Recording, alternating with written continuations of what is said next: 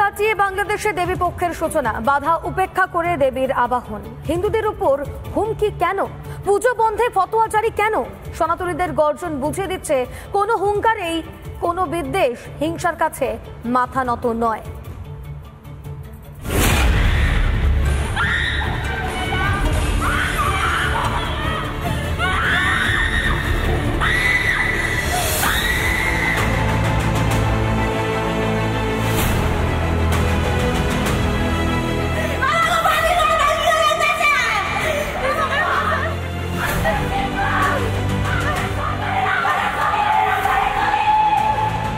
হাতে যাদের লাল টাকা তাড়াতাড়ি তাদের ভারত পাঠা।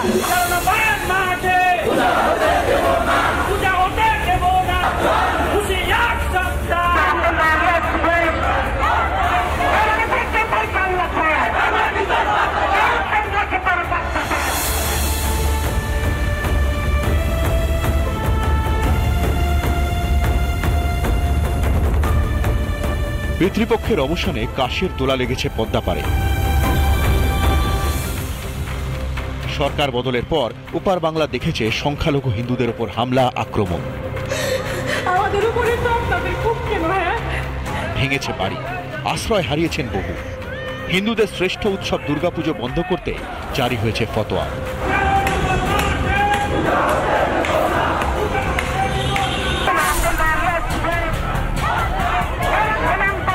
ভয়ের কাছে মাথা নত নয়। পাল্টার গর্জন শোনা গেছে হিন্দুদের গলাতেও।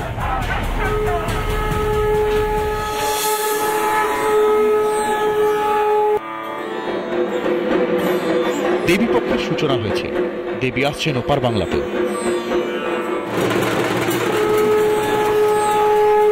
অভয়া শক্তির সূচনা হয়েছে। ঢাকেশ্বরী মন্দিরে মহিষাসুর মর্দিনী হয়েছে। পদ্মাপাড়ের দেশে অত্যাচার চালাচ্ছে যারা, সেই অসুরদের বিনাশ কবে? রিপাবলিক বাংলা।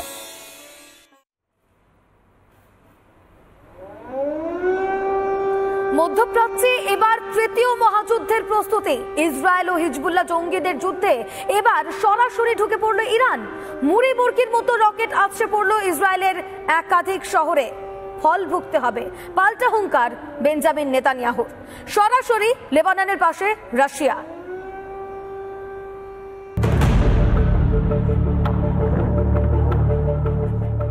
ইসরায়েলের ওপর মুড়ি মুরগির মতো রকেট বৃষ্টি, বেজে উঠল যুদ্ধের সাইরেন। তৃতীয় মহাযুদ্ধের আশঙ্কা সত্যি করে ইসরায়েলের ওপর হামলা চালালো ইরান। ইসরায়েলের ওপর মাত্র 1 ঘন্টায় 180টির বেশি মিসাইল হামলা করে ইরান। মিসাইল যে কতটা ঘাতক তা ক্ষয়ক্ষতির পরিমাণ থেকেই অনুমান করা যায়। ইসরায়েল সেনার মিলিটারি বেস ক্যাম্পে ধ্বংসের বেশ কিছু ছবি প্রকাশ্যে এনেছে খোদ আইডিএফ। 99% মিসাইল ইসরায়েল ধ্বংস করলেও ইসরায়েলের আয়রন ডোম ভেদ করে কিছু ক্ষয়ক্ষতি অন্তত করতে পেরেছে ইরান। আইডিএফ এর দাবি বেশিরভাগ মিসাইল ধ্বংস করেছে তারা। তবুও ইরানের উদ্দেশ্যে ইসরায়েলের প্রধানমন্ত্রীর হুঙ্কার। ইরান একটা বড় ভুল করেছে, সেই ভুলের মূল্য দিতে হবে।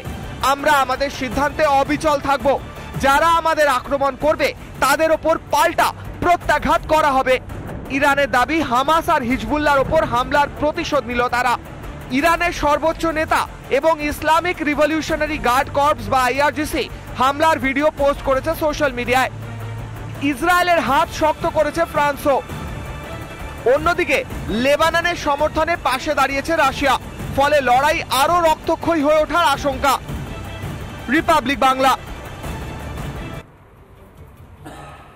ইসরায়েল এবং ইরানের মধ্যে মহাযুদ্ধের পরিস্থিতি এবং ইসরায়েলের পাশে রয়েছে ভারত। প্রধানমন্ত্রী নরেন্দ্র মোদী তিনি বলছেন নেতানিয়াহুর সঙ্গে কথা হয়েছে, পশ্চিম এশিয়ার পরিস্থিতি নিয়ে কথা বলেছি। আমাদের বিশ্বে সন্ত্রাসের কোনো জায়গা নেই।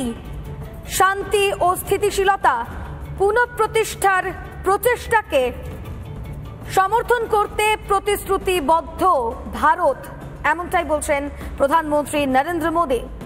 মোদীর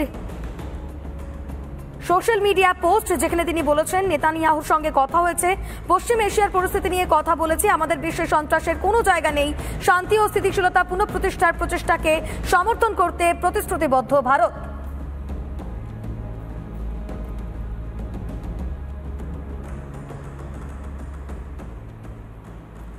মধ্যপ্রাচ্যে ভয়ঙ্কর যুদ্ধ পরিস্থিতি, উদ্বিগ্ন ভারত। ইসরায়েল এবং ইরানে বসবাসকারী ভারতীয়দের সতর্কবার্তা ভারতীয় বিদেশ মন্ত্রকের, প্রোটোকল মেনে চলার বার্তা ভারতীয় দূতাবাসের।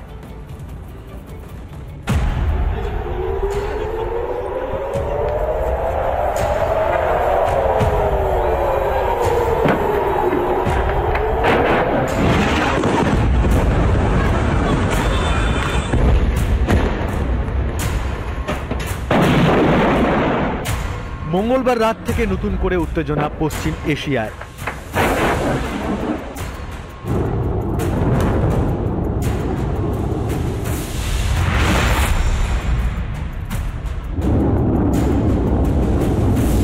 ইসরায়েলি ভূখণ্ডে আছড়ে আছড়ে পড়ছে একের পর এক ইরানের ক্ষেপণাস্ত্র।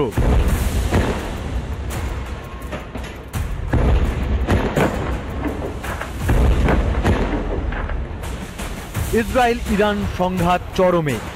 এই আবহে ইসরায়েল এবং ইরানে বসবাসকারী ভারতীয়দের উদ্দেশ্যে ভ্রমণ সতর্কতা জারি করল ভারতের বিদেশ মন্ত্রক। অপ্রয়োজনীয় ভ্রমণ এড়িয়ে চলার পরামর্শ দেওয়া হয়েছে বিদেশ মন্ত্রকের তরফে। যেসব ভারতীয় ইসরায়েলে রয়েছেন তাদের সতর্ক থাকতে হবে, পরিস্থিতির ওপর নজর রয়েছে দূতাবাসের। ভারতীয়দের নিরাপত্তা নিশ্চিত করতে ইসরায়েলি কর্তৃপক্ষের সঙ্গে যোগাযোগ রাখা হচ্ছে। চালু করা হয়েছে হেল্পলাইন নম্বরও। বার্তা দেওয়া হয়েছে ইরানে না যাওয়ার। প্রয়োজনে তেহরানের ভারতীয় দূতাবাসের সঙ্গে যোগাযোগের পরামর্শও দেওয়া হয়েছে। অন্যদিকে যুদ্ধ পরিস্থিতি নিয়ে উদ্বিগ্ন স্পেনও।